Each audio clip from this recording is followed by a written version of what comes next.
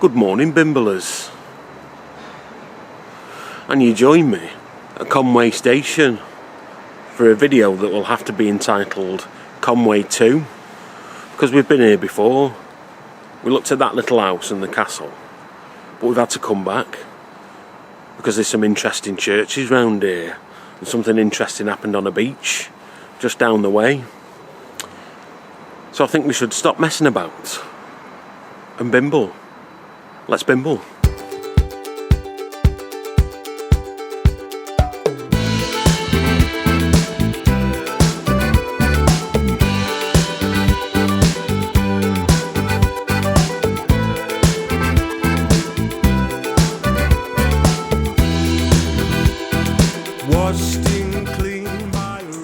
Our first portage, Bimblers, it's just around the corner from the train station. St Michael's Church, rather modern by Bimblism standards. It was built between 1915 and 1916. Plus it's a Catholic church. We don't usually find out anything interesting about them. The actual church itself is of no great shakes, not in comparison with the other churches in Conwy. But it's round the back of the church that you find something interesting.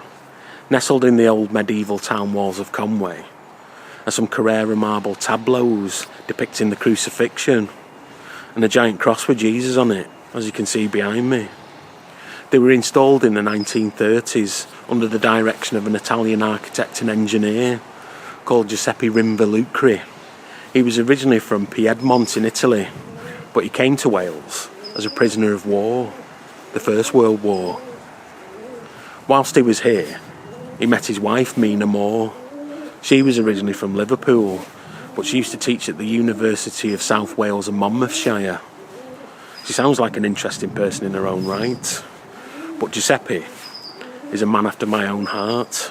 He designed churches, 5 of them, 3 in Wales and 2 in England.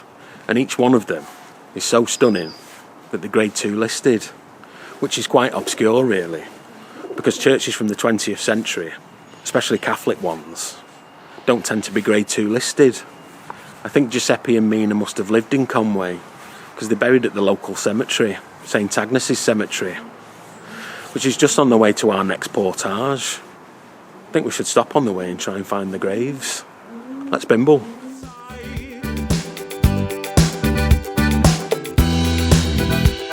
They told you the news.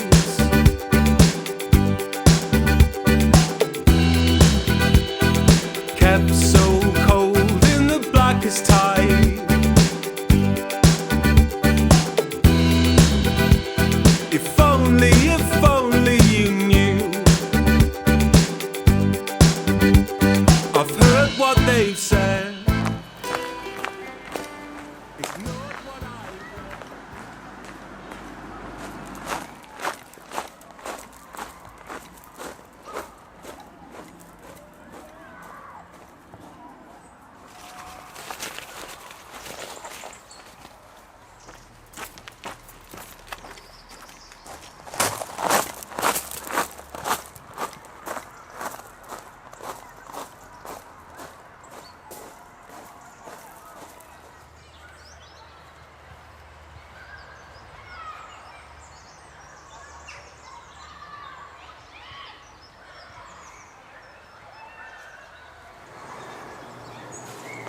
Well, there it is, Bimblers.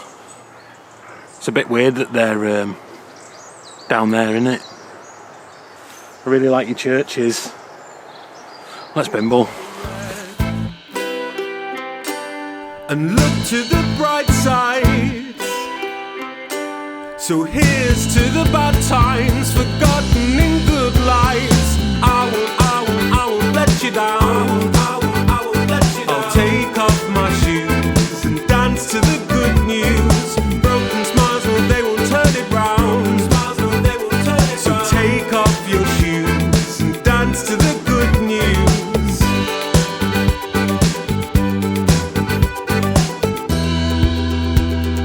Left too long in the passing time.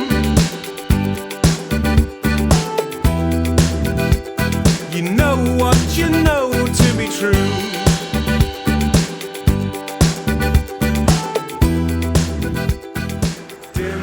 that in-between weather, isn't it, Bimblers? I don't know whether to take my coat off because I'm sweating or put it back on because I'm cold. Plus there's a dog barking and there's a fella sawing up some wood. But I'm soldiering on. We've reached the border of Conwy in the village of Guffin. And the village of Guffin gets its name from the River Guffin. Or the River Guffin gets its name from the village of Guffin. We just don't know. The River Guffin flows off into the Conwy River. And the name is supposed to come from the Welsh word cuffin, which means border.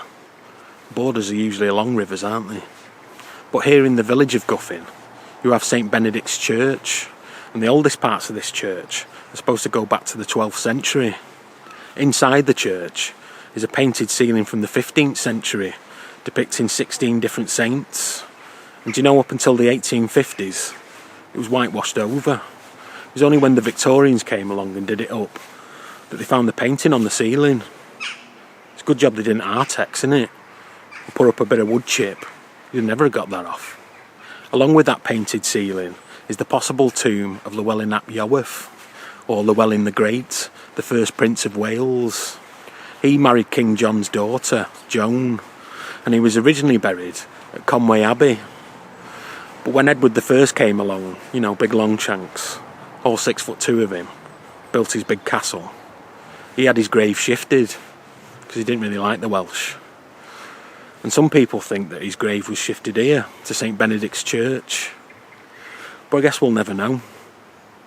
Does Guffin get its name from the River Guffin? Or does the River Guffin get its name from the village of Guffin? Is it the tomb of Llewellyn the Great? You know, Llewellyn ap Iorwerth. It's a very popular name, isn't it? We'll just never know. Anyway, speaking of Conwy Abbey, let's bimble. Spoken in loud tones to you. Well, I've heard what they've said, ignored what I read, and looked to the bright side. So here's to the bad times forgotten in good lives. I won't let you down. I won't let you down. I'll take off my shoes and dance to the good news. Broken smiles, but they will turn it round. Smiles, but they will turn it round. So take off your shoes and dance to the good news. This is the last church for today, Bimblers. I promise. But I could not come to it. This used to be Conwy Abbey, where Llewellyn the Great was buried, before big Longshanks came and shifted him. It's no longer called Conwy Abbey, it's called St Mary's and All Saints Church. But some of the foundation stones go back to 1172, with the church itself being opened in 1186. Obviously some bits have been added, and in Victorian times it was done up. The roof of the nave was raised, you know, making it higher, and that was done by Sir George Gilbert Scott, one of my favourites. But the thing I find most interesting here at St Mary's and All Saints Church is one of the graves with an iron cage around it. That was to stop people taking bits of the tombstone as mementos. You see, it's supposed to have inspired William Wordsworth to write one of his poems called We Are Seven. It's reported that William Wordsworth came to Conwy on his holidays and he got talking to an 8-year-old girl, and he asked her, "How many brothers and sisters do you have?" She said, 2 brothers and 2 sisters, but we are 7, implying that 2 of her siblings were dead and buried here at St Mary's Church. Wordsworth wrote, "How many are you then, said I? If they 2 are in heaven," quick was the little maid's reply, "Oh master, we are 7. So because of William Wordsworth, some old soul gets bits of his tombstone pinched, so much so that they had to put an iron cage around it to stop the thieving hands. Right, that's it from churches. We're going nautical now. All my favourite things here in Conwy.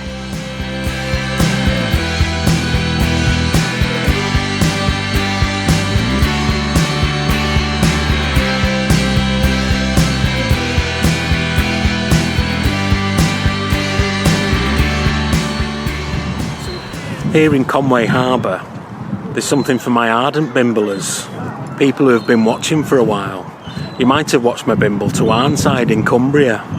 Whilst we were there, we talked about how they used to make boats called knobbies. Well, this boat behind me, Helen 2, that's a knobbie. It was built in 1910 in Arnside in Cumbria. Apparently in July of every year, they have a river festival here in Conwy, and they race knobbies. So there you go. But more nautical facts down the river, Bimblers. Let's bimble.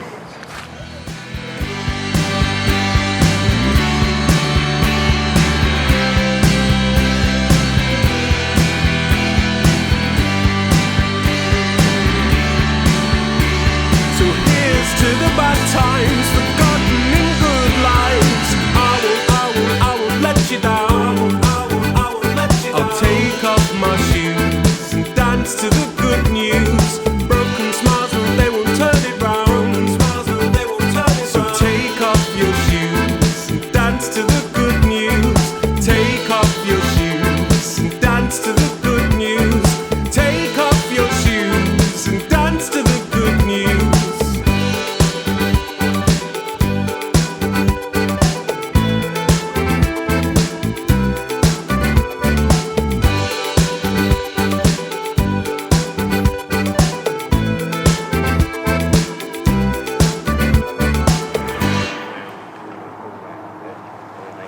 Sun's out now, Bimblers. Don't know what it's doing today, does it? Between 1942 and 1944, this bit of beach down from Conwy Marina would have been top secret.